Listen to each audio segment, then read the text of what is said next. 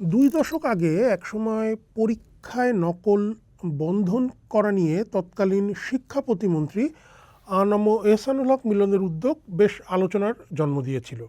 সেই আলোচনাটা এখনও আছে। দীর্ঘদিন পর এহসানুল হক মিলন এখন শিক্ষামন্ত্রী। দায়িত্ব পাওয়ার পর থেকে তিনি শিক্ষা খাতে বেশ কিছু পরিবর্তন আনার কথা বলছেন, পরিবর্তন আনবেন এরকম পদক্ষেপের কথাও ঘোষণা করেছেন। সবশেষ এই দু একদিন আগেই মন্ত্রী বলেছেন যে 2027 সালের জানুয়ারিতে তিনি এসএসসি পরীক্ষা নেবেন, আর এইচএসসি পরীক্ষা নেবেন জুন মাসে। এই কথাটা নিয়ে কিন্তু বেশ প্রতিক্রিয়া দেখা গেছে। একটি অনলাইন সংবাদ মাধ্যমের মতামত বিভাগে লেখা হয়েছে যে হঠাৎ করে কোনো পূর্ব ঘোষণা, প্রস্তুতি বা কাঠামোগত সংস্কার ছাড়াই জানুয়ারিতে পরীক্ষা এগিয়ে না মানে পুরো ব্যবস্থাটাকে ইচ্ছে মতো টেনে হিঁচড়ে ভেঙে ফেলা।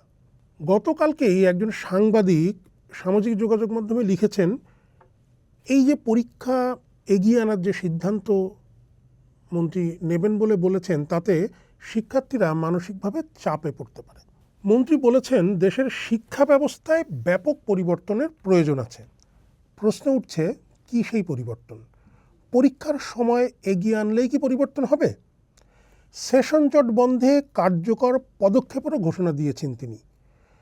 এসএসসি, এইচএসসি শিক্ষার্থীদের সিলেবাস এবং পরীক্ষা পদ্ধতিতে সংস্কার আনা হচ্ছে বলে মন্ত্রী বলেছেন। কী সেই সংস্কার?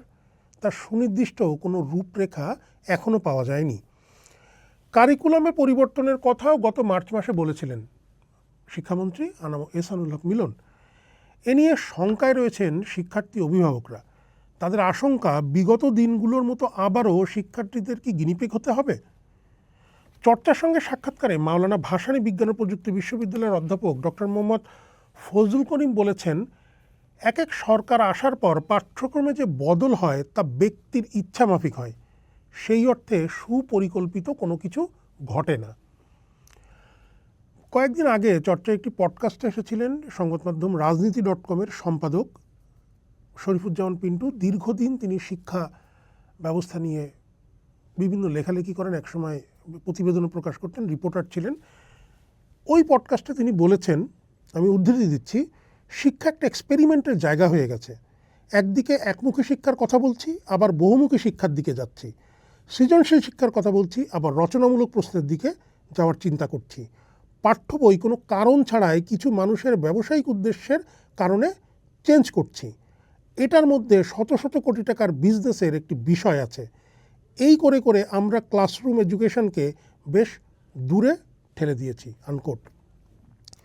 তবে হ্যাঁ, কোনো আশার কথা কি নেই? মন্ত্রী বলেছেন শিক্ষা খাতে জিডিপির 5% বরাদ্দ দেওয়া হবে। ইউনেস্কো সুপারিশ ছিল 6% বরাদ্দের, সেখানে মন্ত্রী 5% বলেছেন। এটা যদি হয় তাহলে আশার আলো দেখা যেতেই পারে। সেই আলো আসলেই কি দেখা যাবে? আপনার মতামত জানতে চাই। চর্চার ইউটিউব চ্যানেল এবং ফেসবুক পেজে এ বিষয়ে আপনার মতামত জানান। চর্চার সঙ্গে থাকুন।